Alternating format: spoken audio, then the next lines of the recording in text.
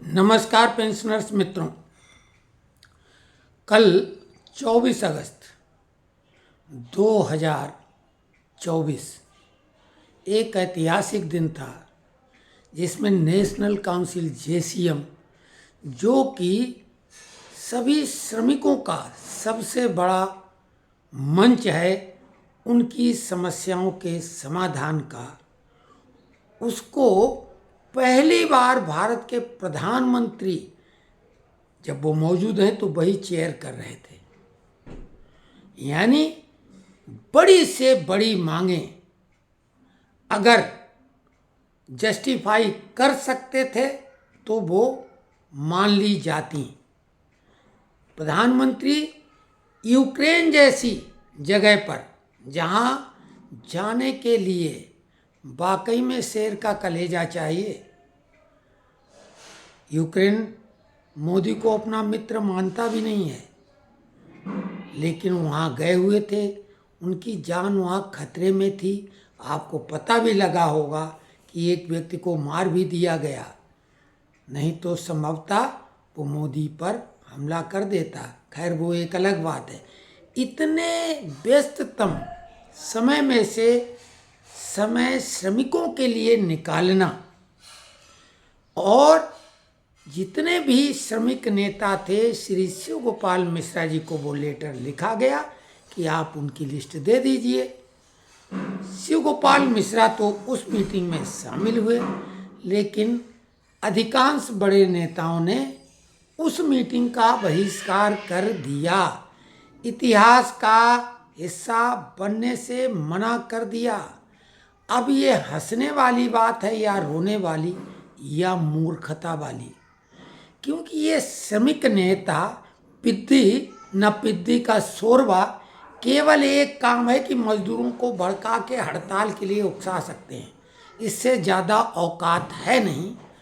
विदेशी जो देश के दुश्मन, उनके इशारे पर ये सब स्ट्राइक वगैरह करवाते हैं, तोड़ फोड़ करवाते हैं, कई लोगों की नौकरी खतरे में डाल देते हैं, कईयों के इंक्रीमेंट बंद करा देते हैं, लेकिन ये रिटायरमेंट के बाद भी खटमल की तरह कुर्सी में चिपके रहते हैं। इन नेताओं की उम्र कितनी हो गई जरा पता कर लेना। ये सभी रिटायर्ड लोग हैं और मीटिंग का बहिष्कार कर रहे हैं।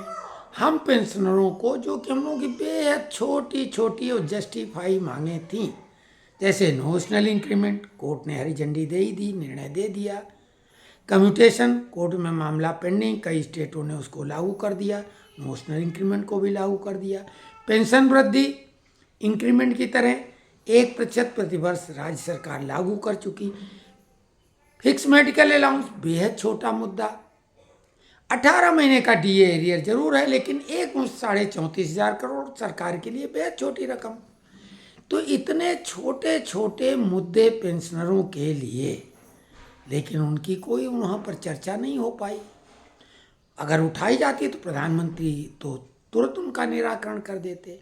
साहब, ऐसी मीटिंग का बहिष्कार करके क्या ये बताना चाहते हैं? जैसा कि हमने पिछले कई वीडियो में ये बात आपको बताई कि ये नेता तभी तक हैं जब तक हमारी आपकी समस्याएं हैं, और ये समस्या पैदा तो करते हैं, निराकरण नहीं करते हैं। ये केवल हड़ताल की घोषणा करा सकते हैं। इन्होंने कईयों के इंक्रीमेंट बंद करा दिए, कईयों की नौकरी इनकी वजह से चली गई, लेकिन ये क्या दिला सकती? इन्होंने क्या अभी तक दिलाया है? कोई पे कमीशन इनकी वजह से आता है? क्या डीए जो बढ़ता है, डीआर, वो इनकी वजह से बढ़ता है? ऐसा तो नहीं। लेकिन नोशनल इंक्रीमेंट जिसका मुद्दा हमने स्वयं उठाया था, और इन नेताओं ने, बड़े नेताओं ने खिल्ली उड़ाई थी तब, और मजबूरन जो कुछ लोग कोर्ट गए तो कोर्ट से कैट, हाई कोर्ट और सुप्रीम कोर्ट तक में विजय पताका फहराई, लेकिन उससे भी सभी को तो नहीं फायदा हो पाया। कम्यूटेशन का मामला नेताओं ने तो नहीं उठाया, ये तो कोर्ट के मामले में। तो इतने जेन्युइन मामलों को भी कोर्ट में जब जाना पड़ रहा है कर्मचारियों को, तो ये काहे के लिए हैं? ये केवल सरकार में और नेताओं तक पैठ बनाकर अपने व्यक्तिगत कार्य कराते हैं, पोस्टिंग ट्रांसफर में पैसा बनाते हैं। ये सीधा आरोप हम लगा रहे हैं डंके की चोट पर। और कर्मचारियों की समस्याएं सुलझाने के बजाय उन्हें उलझाने की कोशिश करते हैं। अन्यथा कल की मीटिंग में सारी समस्याएं हल हो जाती, लेकिन नेताएं खत्म हो जाते, क्योंकि समस्या नहीं तो नेता नहीं। भाई फिर नेतागिरी ये काहे की करते? फिर इन्हें बहुत रिसर्च करनी पड़ती थी कि अब कौन सी मांग उठाएं। तो बहिष्कार, विपक्ष को भी आपने देख लिया, संसद में बहस नहीं करेंगे, बोलने नहीं देंगे और बहिष्कार कर जाएंगे और सारे वेतन भत्ते पक्के करेंगे। तो कुल मिला के मैदान छोड़कर भागना और हम लोगों को अधर में छोड़ देना, यही अब हम लोगों की नियति बन गई है हमारे नेताओं की वजह से। अब तो सीधे सीधे जनप्रतिनिधि जो हैं, यानी सांसद, चाहे राज्यसभा के हों या लोकसभा के, वही हमारी बात सीधे सदन में उठा सकते हैं। आपने देखा कल जो सबसे बड़ा मुद्दा था, जिस पे शक थी कि ये मुद्दा शायद प्रधानमंत्री भी कुछ आगे भटकाएं, लेकिन उन्होंने कितनी बड़ी तैयारी कर ली। कैबिनेट मीटिंग में वो फैसला पहले से पारित करा लिया। अब एनपीएस का झंझट खत्म, ना एनपीएस ना OPS, UPS unified pension scheme ले आए, जो कि ओपीएस की तरह ही है सब कुछ। केवल एक फर्क है कि अभी जो कंट्रीब्यूशन होता था एनपीएस में 10% और 14%, तो अभी वो एनपीएस में 10% कर्मचारियों को होगा और 18.5% सरकार करेगी। लेकिन सारी गारंटी बिल्कुल वही है जैसी कि पुरानी पेंशन में थी।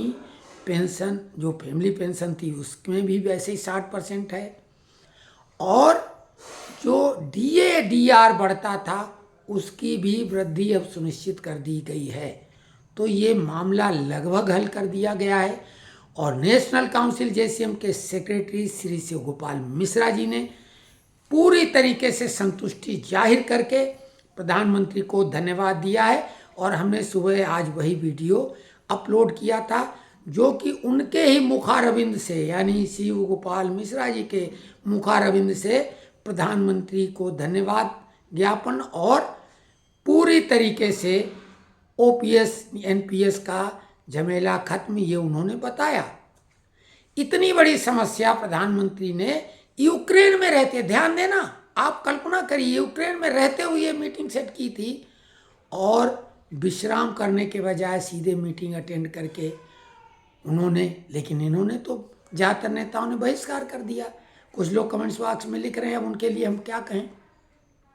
अब बोल रहे हैं हम करिए, अरे हमने यही तो बोला था भाई कि ग्रुप मजबूत करिए। हम लोगों में कई प्रबुद्ध और अनुभवी लोग हैं, लेकिन अकेला आदमी की आवाज़ किस आधार पे सरकार सुनेगी? हम तो आम जन हैं, आम जन की कोई सुनवाई कहीं नहीं, जनरल कंपार्टमेंट के पैसेंजर हैं हम लोग।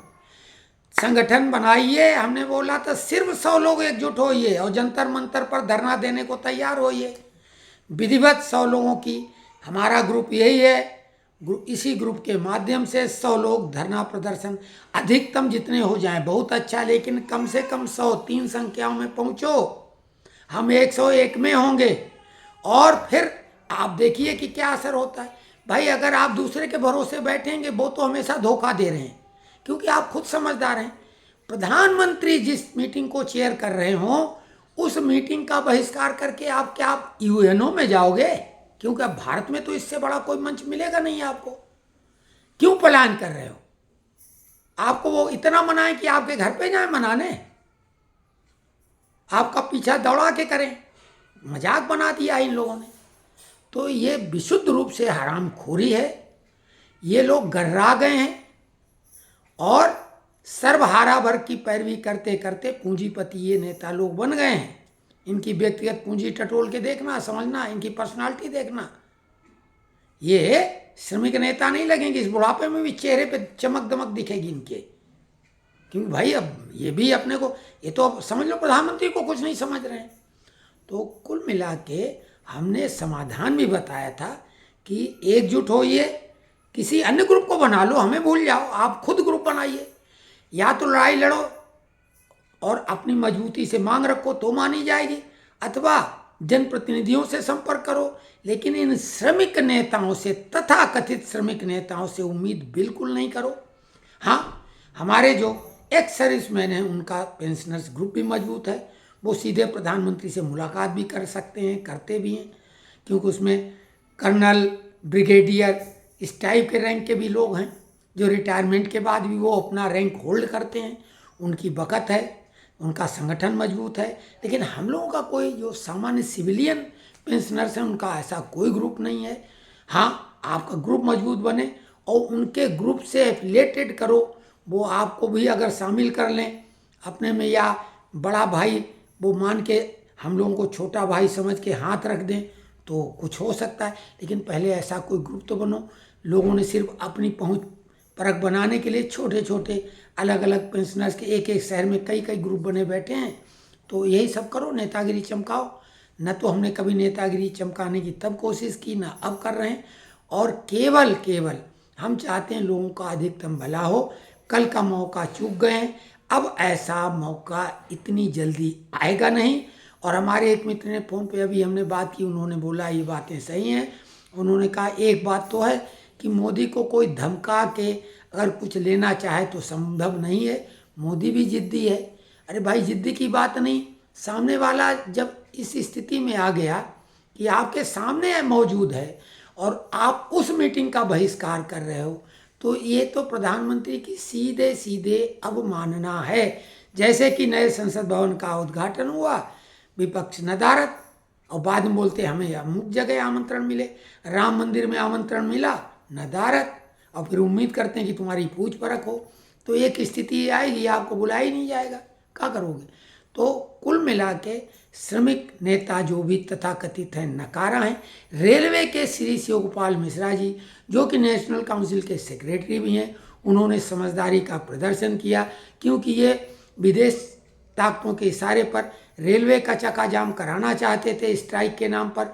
इनकी मंशा पर पानी फिर गया, क्योंकि शिव गोपाल मिश्रा जी ने बोला हमारी सबसे बड़ी मांग मान ली गई है, और प्रधानमंत्री को उन्होंने धन्यवाद भी दिया। यानी रेलवे की स्ट्राइक की संभावना खत्म हो गई, जिसकी आशंका हमने जताई थी कि जिसको होना तो लगभग नामुमकिन जैसा है। लेकिन ये लोग कुछ भी कर जाएंगे, और ऐसा होगा तो कईयों की नौकरी खतरे में पड़ जाएगी और पूरा देश में बहुत अफरा तफरी मच जाएगी। तो खैर, अब हम क्या कहें, जनप्रतिनिधियों से संपर्क करो या अपना संगठन मजबूत करो, यही हमारी आपसे गुजारिश है। कल की मीटिंग में बहुत उम्मीदें थीं। कई लोगों ने बोला था आपने तो ये बोला था, वो बोला था, हमने ये भी तो बोला था, काश ऐसी मीटिंग का मौका हमें मिल जाता। ये बोला था ना, हम तो बात ही कह सकते हैं। लेकिन हमें एक डर था कि ये कहीं इसका भी बहिष्कार न कर दें। लेकिन बहुत मामूली उम्मीद थी, लेकिन वो मामूली ही सही। इसको मूर्खता, गधापन, जितनी गालियां हों डिक्शनरी में जितनी ज्ञात सब इन नेताओं को दो। मोदी को गाली मत दो, मोदी तो आए थे, उन्होंने कौन सी बात नकारी जो सबसे बड़ी मांग थी, जिसकी उम्मीद नहीं कर सकते तो वो मान ली। तो ये छोटी मोटी मांगे जब रखोगे नहीं तो कहां से क्या होगा? तो अब वो नेतागिरी चमकाएं, स्ट्राइक की घोषणा करें। पेंशनरों को तो न तो स्ट्राइक से लेना देना है, न इन नेताओं से। लेकिन उन नेताओं को भी आपसे क्या मतलब, जबकि वो खुद पेंशनर हैं।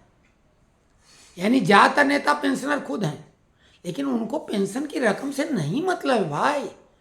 पेंशन से उनका तो उनके लिए खुरचन है,